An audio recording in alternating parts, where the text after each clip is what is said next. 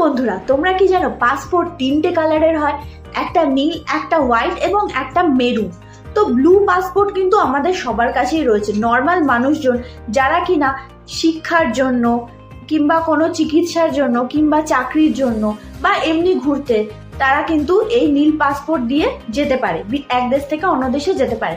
আরেকটা হচ্ছে white passport, যেটা সরকারি কর্মচারীরা নিজেদের কাজের পারপাসে এক দেশ থেকে অন্য দেশে যাতায়াত করে, তাদেরকে এটা দেওয়া হয়। আরেকটা হয় মেরুন পাসপোর্ট। মেরুন পাসপোর্টে কিন্তু ইমিগ্রেশনের কোনো ঝামেলাই থাকে না।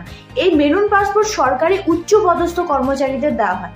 এখন শাহরুখ খানের কাছেও কিন্তু এই মেরুন পাসপোর্ট আছে। এখন তোমরা জিজ্ঞেস করতেই পারো কি শাহরুখ খান তো কোনো সরকারি কর্মচারী না, তাকে কেন মেরুন পাসপোর্ট দেওয়া হয়েছে?